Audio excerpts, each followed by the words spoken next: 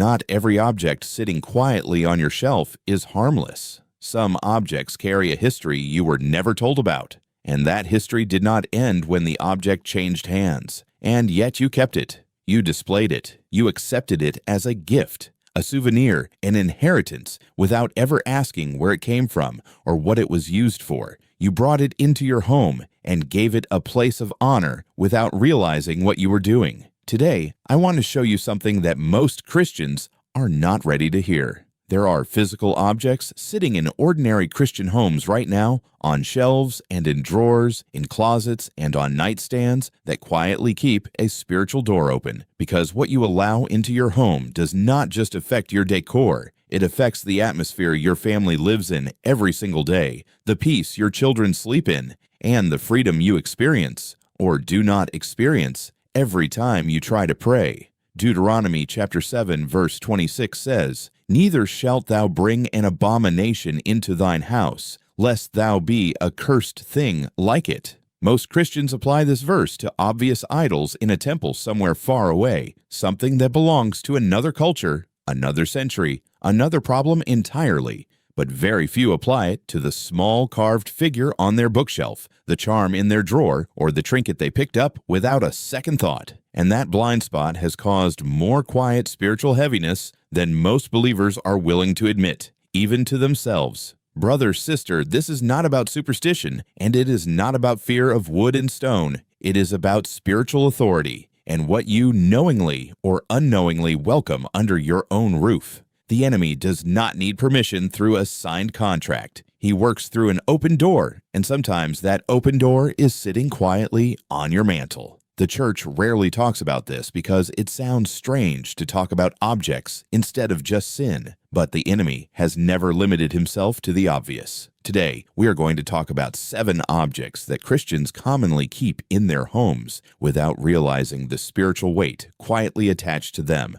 Objects most believers would never think to question, let alone remove. The first object is anything given to you by someone who practices divination, sorcery, or the occult, even if it was given in kindness and with no intention to harm you. The source of a gift matters because the hands that prepared it may have prepared more than the object itself, and love from the giver does not neutralize the origin of the item. Consider a believer who received a beautifully carved bracelet from a relative who reads tarot cards for a living. It was a birthday gift, wrapped with genuine love, handed over at a family dinner surrounded by laughter. She wore it for years, not knowing it had been blessed in a ritual before it was ever given to her. She only grew curious after a season of unexplained anxiety that she could not shake, no matter how much she prayed, no matter how many services she attended, no matter how hard she fasted. It was not until a mature believer asked her a simple question, "Where did that come from?" that she even considered the object itself might be part of the pattern. 1 Corinthians chapter 10 verse 20 says, "The things which the Gentiles sacrifice, they sacrifice to devils, and not to God. And I would not that ye should have fellowship with devils." What is prepared in a spiritual practice outside of Christ carries the fingerprint of that practice with it. I want to be very clear, this is not about rejecting people who practice these things. That is not judgment. That is discernment. Receiving their love does not require receiving every object they hand you. If an object in your home came from a source tied to divination or the occult, remove it and pray over the space where it sat. The second object is any carved figure, statue, or image brought back as a souvenir from a place where it was used in worship of another god. Imagine a Christian who traveled abroad on a mission trip and brought home a small wooden carving because it looked beautiful in the shop window near his hotel. It was inexpensive, well made, and it reminded him of a meaningful trip, so he placed it proudly on a shelf in his living room. He never once asked a local believer what the object actually represented or how it had been used in worship before it reached that shop. Years later, a pastor visiting his home recognized it immediately as a regional deity figure, still displayed at eye level, still greeting every guest who walked through the front door. Deuteronomy chapter 7 verse 25 warns believers not to desire the silver and gold on carved images, lest thou be snared therein. The danger is not the wood. The danger is the worship the object was made to represent, and the door that representation can quietly keep open. This is not decoration. This is a spiritual statement standing in your living room, whether you intended it or not. Before you display any cultural item, ask what it represents, not just what it looks like. The third object is jewelry or charms worn or displayed for protection or luck, rather than as a simple accessory. Consider a believer who wears a specific bracelet every day, quietly believing it keeps bad things away from her. It was given to her by a well-meaning friend who said it would bring good fortune, and she never gave it much thought beyond that. She would never call it a god. She would never bow to it. She would say, if you asked her directly, that she believes in God alone, but she trusts the bracelet in a small and constant way, checking that it is on before she leaves the house, feeling uneasy on the rare day she forgets it. A trust that quietly competes with the trust she claims to place in God. Isaiah chapter 8 verse 19 says, And when they shall say unto you, Seek unto them that have familiar spirits, and unto wizards, should not a people seek unto their God? Trusting a symbol quietly and daily is a small transfer of trust that God asks us to keep for himself alone. This is not jewelry anymore. This is a substitute altar worn on the wrist, trusted more than it is admitted, and the enemy is patient enough to let you wear it for years before it matters. Examine what you wear and why. If it exists to protect or attract luck rather than simply to look nice, it does not belong on your body. If this message is already convicting you, brother, sister, please subscribe to the Bible Warnings and write in the comments, Lord, cleanse my home from every hidden thing. Now let us continue, because the next four are the ones the church almost never warns about. The fourth object is any book, game, or piece of media in your home that presents the occult as entertainment, from horoscope guides to divination games kept just for fun. Imagine a household where a game meant to contact spirits was played once at a sleepover years ago, treated as a joke by teenagers who did not understand what they were opening. The night ended, the guests went home, and the game was tossed into a closet and forgotten. Everyone in the house moved on with their lives, but it sits there still, boxed and out of sight, forgotten by everyone in the family except the atmosphere of the room it occupies. James chapter 4 verse 7 says, Submit yourselves therefore to God. Resist the devil, and he will flee from you. Resistance requires removal, not storage. An unused doorway is still a doorway. This is not nostalgia. This is an invitation the enemy left lying quietly in a closet, waiting to be picked back up by someone in the house who does not know better. Search your home today for anything that presents the occult as play and remove it without hesitation. The fifth object is anything you kept from a broken covenant.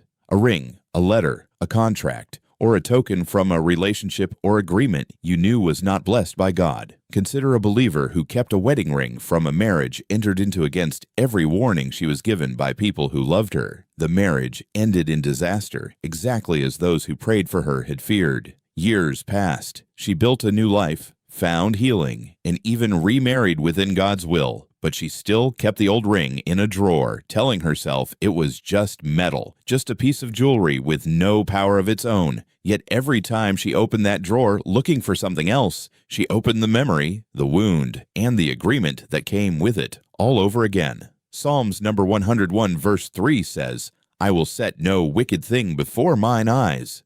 A wicked covenant, even a small one, becomes a wicked thing when it is kept in view and given a place in your home. That is not sentimentality. That is a door left open to a season God already closed. If an object represents a covenant that was not from God, release it and ask God to seal what it opened. The sixth object is any item taken from a place associated with the dead without proper blessing or covering. A cemetery, an unmarked gravesite, or an abandoned property with unknown history. Picture this scenario. A young man is out hiking with friends and stumbles across an old, forgotten burial ground, half covered by grass and years of neglect. A small stone or trinket catches his eye near one of the markers, and without thinking twice, he picks it up as a curious keepsake from the day. He brings it home and places it on his desk beside his Bible, never once considering where it had rested, who it belonged to, or why it was left behind in the first place. Ecclesiastes chapter 9 verse 5 reminds us that the dead have no part anymore in anything done under the sun,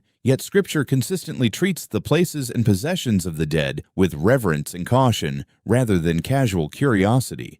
This is not a keepsake. This is an object with unknown spiritual weight. carried into your space with no covering and no prayer. Return what you should not have taken if you are able, or if that is not possible, remove it from your home entirely, dispose of it respectfully, and cover the space where it sat in prayer. The seventh object is any item associated with a curse, a hex, or a spoken word of harm directed at you or your household, even one you dismissed as just words. Imagine a Christian who ended a difficult business partnership with someone who did not take the separation well. In the final conversation, that person handed her a small item they had shared and, in anger, looked her in the eye and said plainly, "You will regret this."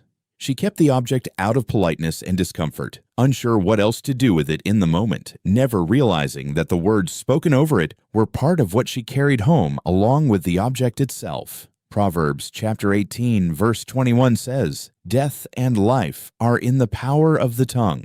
Words spoken with intent to harm are not empty, and objects handed over with those words attached do not arrive neutral. This is not paranoia. This is discernment applied to what Scripture has already told us about the weight of spoken words. If you know an object was handed to you with words of harm attached, remove it and speak a blessing over the space where it stood. Brother, sister, none of this is meant to make you afraid of your own home. It is meant to help you see it clearly. God has not given us a spirit of fear, but of power and of love and of a sound mind. He is not asking you to live in suspicion of every object around you. He is asking you to walk in discernment, the way a wise steward walks through the house he has been entrusted with. Ephesians chapter 5, verse 11 says, "And have no fellowship with the unfruitful works of darkness, but rather reprove them." That is not a command to live anxious. It is an invitation to live awake. When you begin to look at your home the way God looks at it, something shifts. The atmosphere changes. Prayer feels lighter. Peace has room to settle where confusion used to live. Your home becomes what it was always meant to be, a covering, not a battlefield. You are not just a resident of your house. You are the gatekeeper of it. Every room, every shelf, every drawer falls under the stewardship God has placed in your hands, whether you have thought of it that way before or not. And today, you have the authority through Christ to walk through every room and decide what stays and what goes. This is not a one-time cleaning. This is a posture you carry going forward, asking before anything new enters your home, whether it belongs there, a gift, a souvenir, an inheritance, a keepsake. Every object tells a story, and now you know to ask what story it is telling. If this message spoke to your heart today, I want you to do one thing right now. Write in the comments, "Lord, cleanse my home from every hidden thing." That is not just a comment. It is a declaration, and God honors it. And if you know someone whose home may be carrying something they were never taught to notice, share this with them today. Do not forget to subscribe to the Bible Warnings so we can keep growing together in biblical wisdom every single week. God bless you deeply, my brother, my sister. Until next time.